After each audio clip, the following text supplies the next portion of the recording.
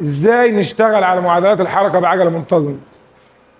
ثبتنا احنا في الحصه اللي قبل كده المعادله الاولى والثانيه، فالنهارده بندربكم ازاي تتعاملوا مع الاولى والثانيه ونطلع لاثبات الثالث، وبعدين يبقى كده خلاص نقدر نشتغل في اي حصص قادمه على معادلات الحركه بعجله ايه؟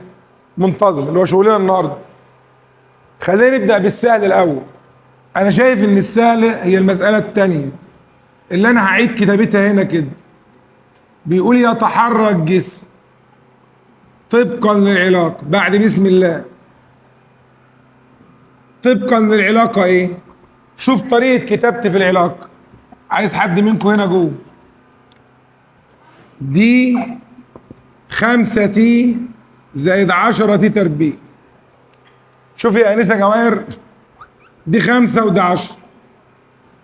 هل شبه المعادله الاولى اللي بتقول في فاينل بيساوي في اي زائد اي تي؟ لا. هل شبه المعادله الثانيه؟ اي نعم طبعا. بالاماره ان المعادله الثانيه في هنا في اي وفي هنا نص العجله. لو طالب في اعدادي، في اولى اعدادي، يقدر ياخد باله ان الخمسه مكانها كام؟ يبقى في اي ب5 متر على الثانيه. نص العجله مكانها كام؟ نص العجله ب10، يبقى العجله ب20. المطلوب الاول تمام؟ تمام. الثاني تمام؟ يبقى المطلوب الاول كان السرعه الابتدائيه والمطلوب الثاني العجله. المطلوب الثالث بيقول الازاحه بعد زمن. طب يا ابني ما هي دي الازاحه وهو ده الزمن. اذا انا اقدر اعوض في العلاقه نفسها، يعني اسيب الخمسه زي ما هي واسيب ال10، اشيل بس التي واحط. هو قال الازاحه بعد كام ثانيه؟ يبقى هنا 6 وهنا 6. 5 في 6 ب30 زائد 360 يطلع 390 متر. بسم الله ما شاء الله. اي طلب يقول لك السرعه بعد زمن، السرعه بعد، يبقى المعادله الاولى ليه بقى؟ الابتدائي كده والعجله كده. احنا دلوقتي استخدمت ايه اللي انا استخدمته؟ المعادله الاولى ايه والمعادله الثانيه ايه؟ حتى سمعهم معايا كده. في فاينل بيساوي في اي زائد اي تي. في اي لسه مطلعينها بكام؟ ب5. العجله بكام؟ ب20. قال بعد كام هو؟ بعد 8. يطلع 165 متر على الثانيه. انا كده حليت رقم 2. هل انتوا شايفين في صعوبه؟ هل انا خرجت عن الاولى والثانيه؟ طيب حاول تحل رقم 3 لوحدك تاني كده. بعد ما انا حليت دي حاول تشتغل انت دي كده. المساله الثالثه يا ولاد، اقراها كده. الثالثه بتقول ايه؟ ساره بدات الحركه. السكون دي ترجمتها ايه؟ ترجمه كلمه من السكون. العجله بكام يا رجاله؟ ب6. انا عايز اتفق معاك شويه اتفاقات. ممكن نمسح دي الاول؟ ضربتك على الواجب ولا لا؟ ما ضربتكش. ده هل بدأت السيارة منين يا ولاد؟ يبقى في اي بكام يا ولاد؟ تعملش واجب الفيزياء؟ يا نهار اسود. والعجلة ب6. 3 معادلات بالصلاة على النبي. بالصلاة على النبي. بالصلاة على المصطفى. مين فاهم انا كتبت كده معناه ايه؟ هنا هيقول لي اوجد السرعه بعد كذا ثانيه، اوجد الازاحه بعد كذا ثانيه، اوجد السرعه بعد كذا متر. مين ترجم ال3 جمل دول؟ اقسم بالله من اهم 3 جمل قد يكون في تاريخ الفيزياء اللي معتمد على الميكانيكا تماما. دي فيزياء معتمدة على الميكانيكا. عندك في الرياضة السنة الجاية. قول الثلاث جمل دول كده. لما يقول لي اوجد السرعة ويسكت، انا والله مش عارف اعلق اقول لكم ايه. ما دام سرعة وما حطش جنبها رمز يبقى نهائية. هما كام رمز اصلا للسرعة؟ هما المفروض ثلاثة. في ابتدائية، في متوسطة اللي هي كده او كده، وفي نهائية. طبعا في لحظية سيبك منها دلوقتي. في اي زائد اي تي، ايه الجمال ده؟ في اي زائد نص في اي تي تربيع، ايه الجمال ده؟ في اي تربيع زائد 2 اي دي، ايه الجمال ده؟ استاذ محمد ليه رسوم الرصه دي كده؟ مفيش طالب قاعد قدامي غير وخد باله ان كل مره في اي اي في اي اي في اي اي، كله خد باله كده ان عشان اجيب السرعه بعد زمن يلزمني الابتدائيه والعجله، عشان اجيب الازاحه بعد زمن يلزمني الابتدائيه والعجله، عشان اجيب السرعه بعد مسافه يلزمني الابتدائيه والعجله. طب ولو كم من السكون يبقى في اي دي كلها بصفر. اللي فاهم يرفع ايده. يلزمني العجله بس. كم واحد لقط؟ كله لقط. قول وراي، في اي بكام؟ صفر. العجله بكام؟ بعد زمن كام؟ 4. يطلع 24 متر على الثانية. الشابة اللي وراه بادئ منين؟ السكون. صفر في أي حاجة بكام؟ العجلة بكام؟ 6. الزمن 10. 10 تربيع ب 100 في 6 ب 600 في نص ب 300. بسم الله ما شاء الله. هل المسألة فيها مطلوب ثالث؟ أنا هعمل لها مطلوب ثالث. واحنا مكسحين. أوجد السرعة بعد 50 متر. ادي السرعة اهي. وما دام متر يعني مسافة مش زمن. مش ايه؟ فاي بكام؟ بصفر. العجلة بكام؟ 6. 50 متر. في جمال بعد الجمال ده. مين شاطر يكتب الثلاث جمل اللي قلناهم دول؟ اكتب يا استاذ. اكتب 3 جمل. الجملة الأولى المعادلة الأولى. أوجد السرعة بعد زمن. الجملة الأولى المعادلة الأولى. صلى على النبي.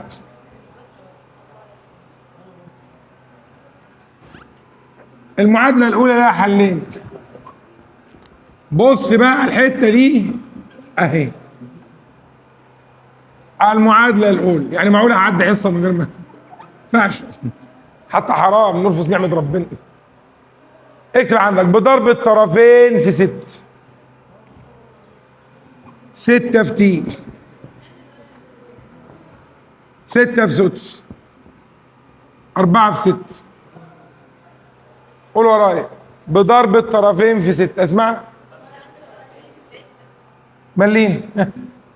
6 تي في هنا فيها ايه؟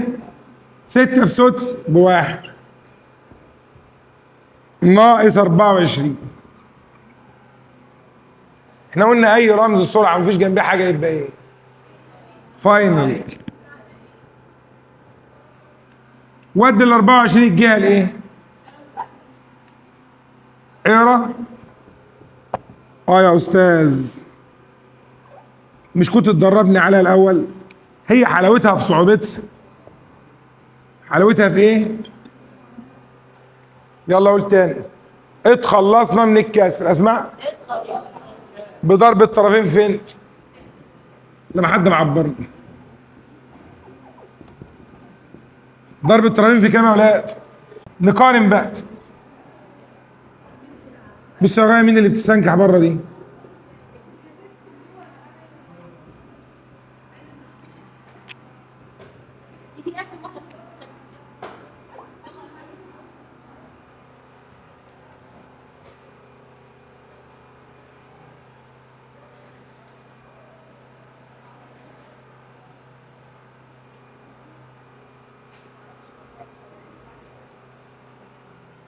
في فاينل بتساوي المعادله الاولى؟ ما ترد ولا إيه؟ انظر بعينك واعطف بقلبك يا مسلم. باي بكام؟ هنيالك يا فاعل الخير والثواب. عجلة كتيرة تمنع بلاوي كبيرة. العجلة بست. مين فاهم انا هببت ايه؟ يلا من الاول تاني. قول ورايا. اول ما الاقي كسرة تخلص منه على طول. تخلص عليه. ضرب الطرفين في ستة. اسمع. ستة في تي. ستة في سدس. بواحد. أربعة في ستة. صفر ال 24 بإشارة مخالفة. شبه المعادلة مين يا مصطفى؟ تانية وتالتة ايه؟ الله يخرب بيتك يا اخي.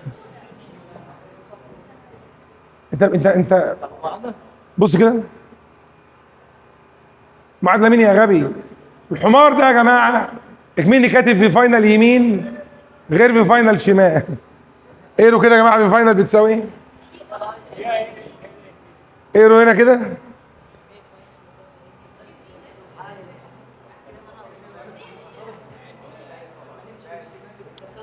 ان شفت تليفونك تاني يبقى ليك حق. يلا يا ولاد قولوا ورايا. اوجد السرعة النهائية بعد 5 ثواني. امسكي نفسك. في اي زائد اي تي. اسمع. طب في اي بكام؟ يا عم رد. في اي بكام ايه؟ العجلة بكام؟ الزمن بكام؟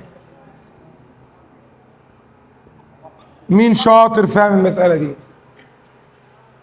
اللي فاهم؟ عيدها خامس قصدك. تاني ايه؟ في فاينل بتساوي ايه؟ اللي هي مين يعني؟ كده في اي بكام؟ والعجلة بكام؟ انا قايل لك وانت كاتب بايدك سرعة بعد زمن المعادلة ليه؟ ادي السرعة ايه مطلوبة ايه؟ والزمن مدولي 5 اهو. رحت معوض. عيد تاني. اكتب عندك حل اخر. حل اخر للمسألة دي. واحد الله. فين بتوع الجهابز بتوع الرياضة؟ المخ نضيف في الرياضة. كويس والله. بيرفعوا ايديهم مش حافظين جدول الضرب اصلا.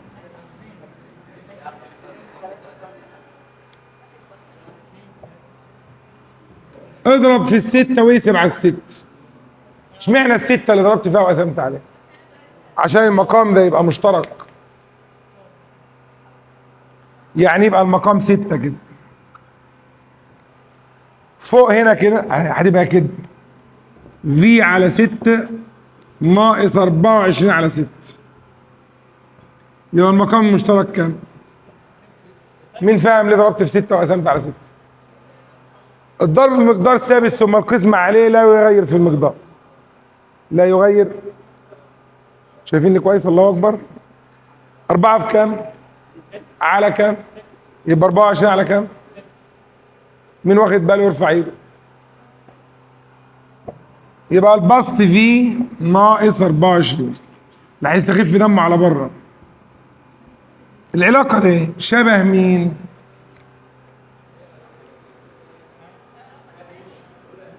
بيقولوا شبه جوز خالتي يا استاذ.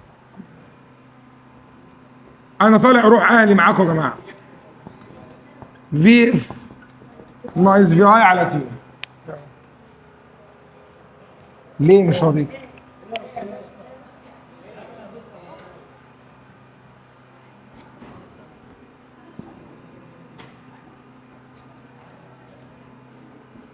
اكتب جنبها كده تي بتساوي اي في لوحدها تبقى ايه؟ انا تعبت والله. اي في لوحدها تبقى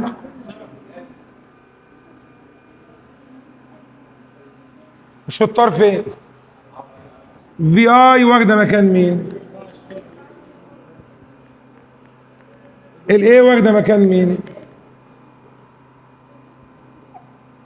نفس الناتج ولا لا؟ يا جماعه ردوا عليا قولوا اه. نفس الناتج ولا لا؟ في مطلوب ثالث اهو دحيش. في فاينل بعد زمن يبقى المعادله الكام؟ مين اللي قال ثالثه يا جماعه؟ مين اللي قال ثالثه؟ ثالثه نهار ازرق النهار. سرعه بعد زمن يبقى الاولى. اجيب ميكروفون يا اولاد الحلال. المعادله الاولى سرعه بعد زمن. معادله تايهه يا اولاد الحلال. السرعه بعد زمن يبقى المعادله الاولى. محدش شاف السرعه بعد زمن. المعادله الاولى فاي بكام؟ ب 24. اندع على جهاز عشان اريحكم. العجله بكام؟ 6 بعد زمن. طلع برضه باربعه وايه؟ يا جماعه مين فاهم الحل الثاني؟ اديكم واحده شباب وتحلوها باي طريقه. ربنا يسترها عليكم. لا انت قلت ممكن وانا قلت لا. اكتب عندك يتحرك. لا خلاص هقول. يتحرك جسم طبقا للعلاقه تمني في ناقص 3. اوجد في اي والعجله.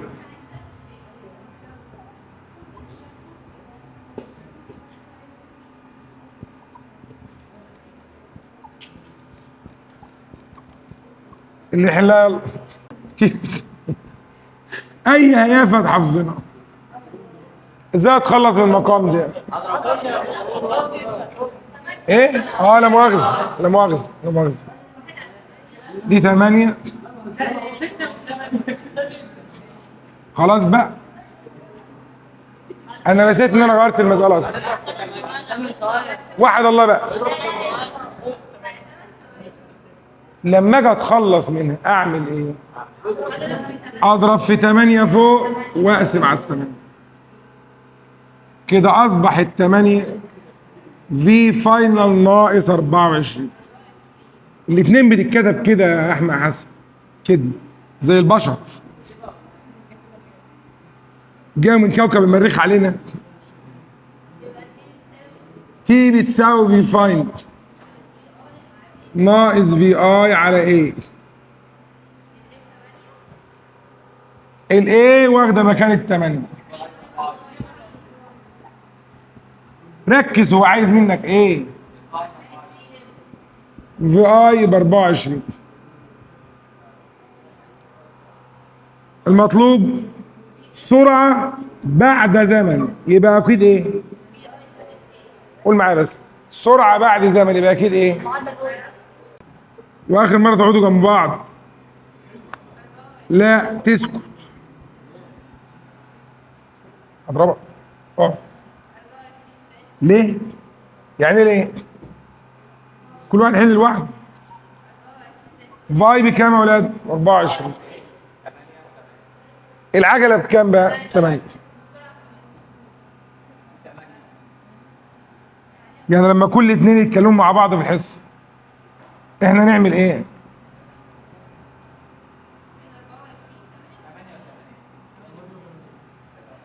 بطل لماضه. تطلع كام يا ولاد؟ عايزه تاني؟ طيب انا هطلب منكم بنفس المساله مطلوب تاني ماشي؟ وتحلوها ماشي؟ يا رب يسترها يا رب. يا رب يستر. يخرب بيت غبائك. نفس المساله. اوجد السرعه بعد 20 متر. اللي مخه نضيف هيحلها في ثانيه.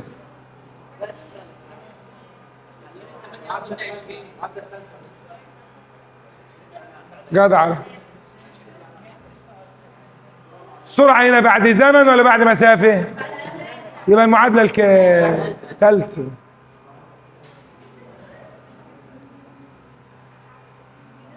ما هي يا بنتي سرعة ايه ومسافة ايه؟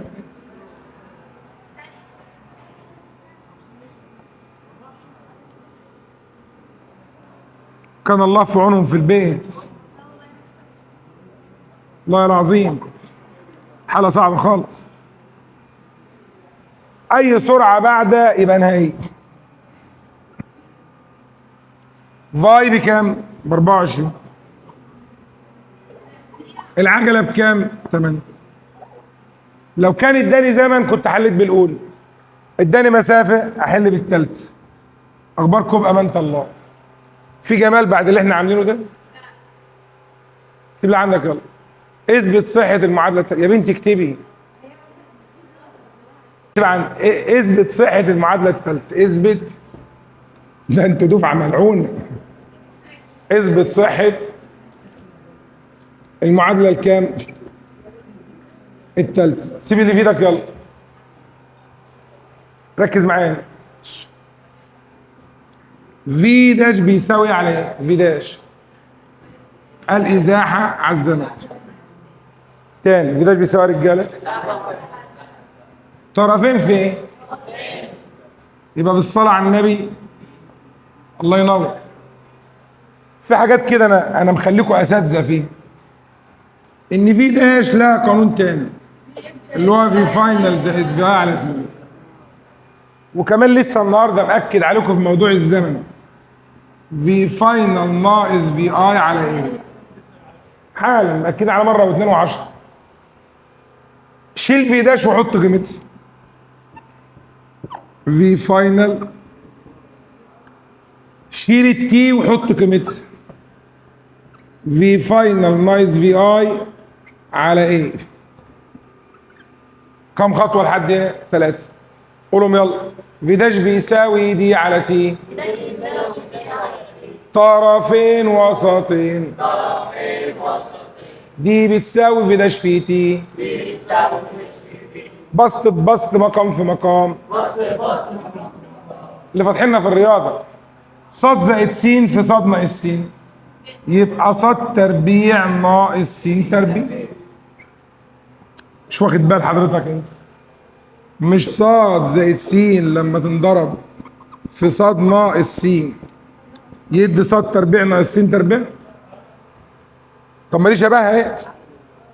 هي دي المعادله الثالثه لعلمك بقى. شوف شوف شوف شوف شوف بيتكلموا مع بعض. طرفين في ايه؟ في فاينل تربيع ناقص في اي تربيع يساوي 2 اي دي. برضه دي المعادله الثالثه. افرض خدت قرار تاريخي السالب يروح هنا يبقى في فاينل تربيع بيساوي في اي تربيع. واحد بيقول لزميله ايه؟ يعني الاستاذ محمد العربي كان بيخلينا نحل على المعادله من غير ما يثبتها اصلا؟ عادي. ايه المشكله؟ ايه المشكله؟ ما انت حتى بعد ما انا اثبتها برضه مضطر تحفظها عشان هستخدمها في الامتحان. هو انت كل مره هتيجي تحفظ تحل بيها هتستنتجها؟ اكيد طبعا لا. اللي فاهم يرفع ايده. قول ورايا. equations house. وشنج ايه؟ قول معايا. equations house بيت المعادلات او فانوس رمضان. عايز تعملوا فانوس اعمله. عايز تعملوا بيت اعمل. راس البيت ما هو ده على النظام الانجليزي. العجله بتساوي في اف ناقص في اي على تي. قول اه.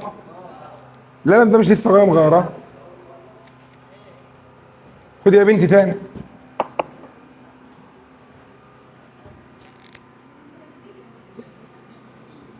اللي حافظ بقى. سرعه بعد زمن نكمل ايه؟ هكمل ازاي هنا؟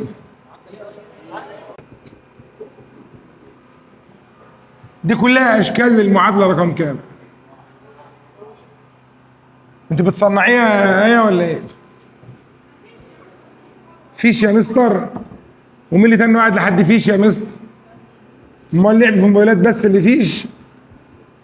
طول النهار قاعدين نلعب في موبايل؟ مش مركزين في الشغل؟ من بدري من بدري ومن وخرج. ربنا يعوض عليا. قاعدين نطرشق على الموبايلات طول الليل والنهار. الموبايل دي وجيه وجاب الخيبه معاه. المعادله الثالثه ادي شكل اهو. سمعوا الشكل بتاع المعادله الثالثه كده. ما تقول يا ريت اهو. ها في اف تربيع. اسمع، فاي تربيع زائد 2 اي دي. بص يا سكالانس، البسط هنا ايه؟ في فاينل تربيع ناقص المقام ايه؟ المقام طبعا والله في ناس لا فاهمه لا بسط ولا مقام. عشان كده يا جماعه انا تخصصي الحاجات دي. العالم المعاق في الرياضه دي لعبتي والله. اي حد معاق في الرياضه بعون الله نظبطه. شوف كده 2 بتساوي كام؟ ما شاء الله 6 على 3. طب الثلاثه ممكن تطلع مكان الاثنين والاثنين تنزل. ايه رايك؟ طب ما ممكن الاثنين يطلعوا. انا عايزك بقى تطبق الكلام ده هنا كده. الايه ممكن تطلع مكان الدي والدي تنزل مكان. ينفع؟ ممكن الاثنين ينزلوا ويبقى هنا واحد. ينفع؟ ممكن الاثنين يطلعوا زي هنا كده. ينفع؟ شفتها؟ انتوا معايا يا جماعه مش معايا؟ يلا نعمل بس. يلا اللي عايز يعمل بس ولا الدي بتساوي هنا. يلا نعمل بس. يلا الدي بتساوي ايه؟ هتني موطي كده كتير. في فاينل تربيع ناقص. طب الايه تساوي ايه؟ جمله مفيده. في فاينل تربيع ناقص في اي تربيع على 2 دي. اسمع، طب انا عايز الدي بس. طب عايز في فاينل بس. طب فوق لو عايز العجله بس. طب عايز تي بس. بره عني. اقول تاني. اكتب عندك باقي الجمل. مش هعمل لكم 3 جمل من شويه؟ ما بردوش عليا ليه؟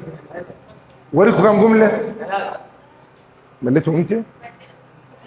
السرعه بعد زمن الاولى، المسافه بعد زمن الثانيه. مش قلت كده من شويه؟ جلدي. دلوقتي اللي هيلاقي ما بيكتبش هكتب له انا على قفاه. هكتب له كان يوجد هنا انسانا. اكتبها تاني. لا افتح صفحه جديده. اكتب عندك اثبت المعادله الثانيه بيانيا. بيانيا يا اختي. اثبت المعادله الثانيه بيانيا. لا طبعا يا جماعه الثانيه بس هي اللي بياني. الثانيه بس هي اللي ايه؟ بس يلا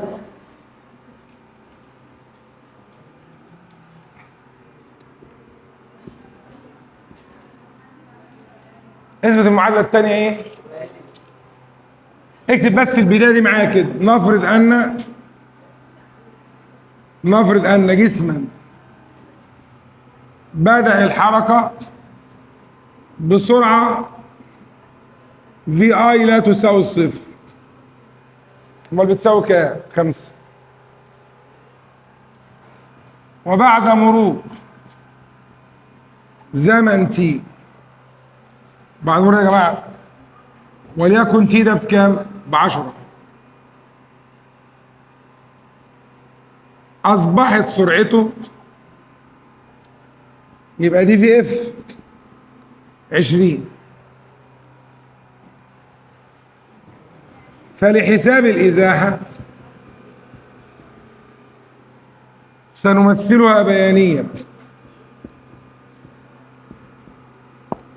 هنمثلها يا أولاد بيان.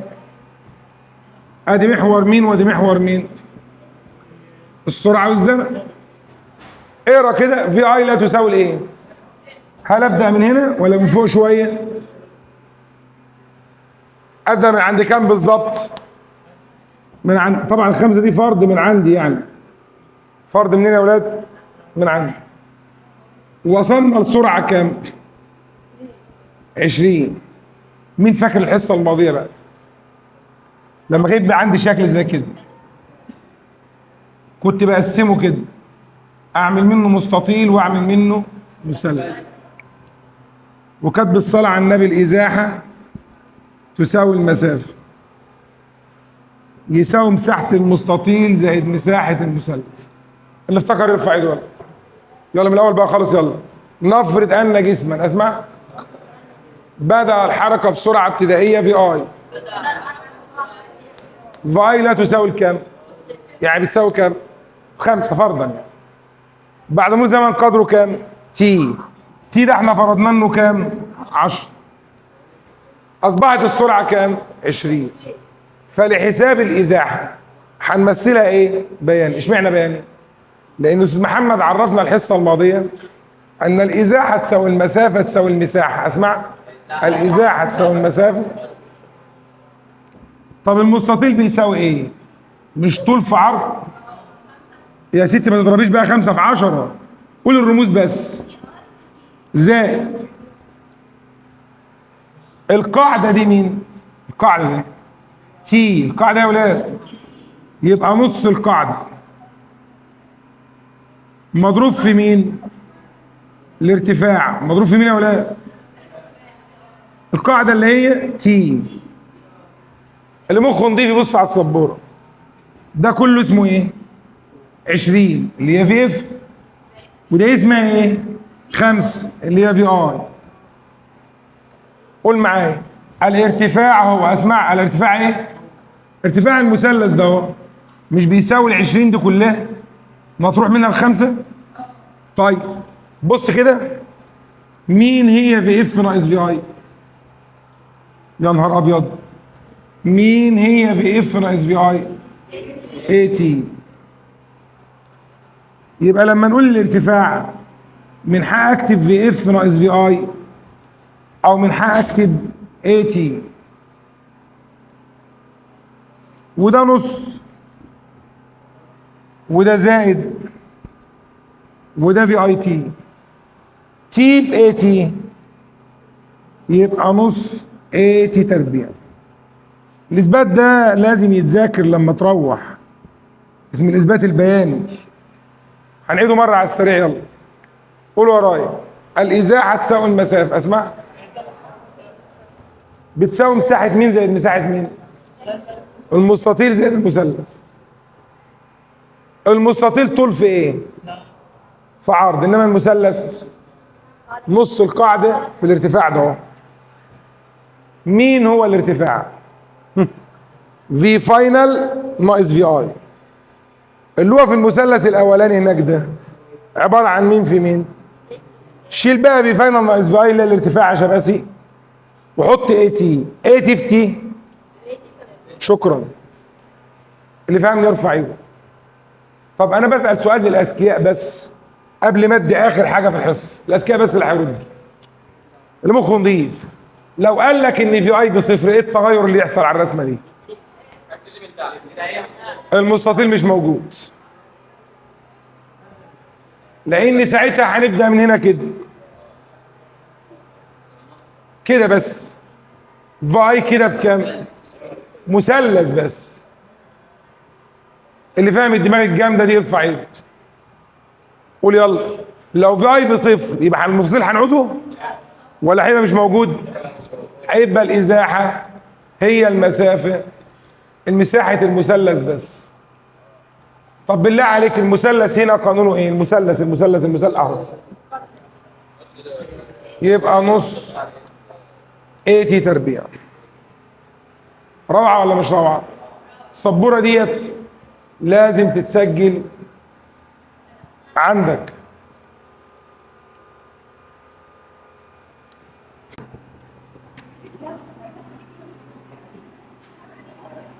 ثلاث متخلفات قاعدين جنب بعض. والله ما جمع على موفق يا بنتي. السيارة بدأت الحركة من السكون. مش متخيل ان انت بتروحي بيقولك في البيت يا بني ادم. وبعد مرور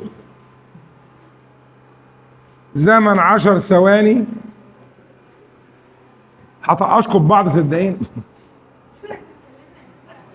انتوا ليكوا بتكلم. اصبحت سرعته 20 متر على الثانية.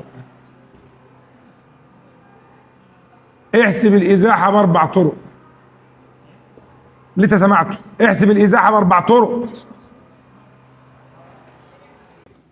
سيارة بدأت الحركة منين؟ من السكون. ترجم بقى. سيارة يا فاي بكام؟ صفر. بعد مرور زمن قدره كام؟ 10. أصبحت السرعة كام؟ 20. العجلة بقى. العجلة تساوي في فاينل ناقص في على تي. 20 ناقص صفر على 10 تطلع العجلة ب2. 4 طرق بقى بالصلاة على النبي بقى. أول طريقة كده. ليه كده؟ محدش بيرد عليه. ليه كده؟ يا نهار أبيض ليه كده؟ عشان في اي تي بصفر. ما أنا لسه قايل يا جماعة. ليه في اي تي بصفر؟ مش يا جماعة أصلا في اي تي زائد نص ايه دي تربيع؟ صفر في أي حاجة بإيه؟ بصفر. يبقى الإزاحة تساوي نص. العجلة ب2. 10 تربيع ب100.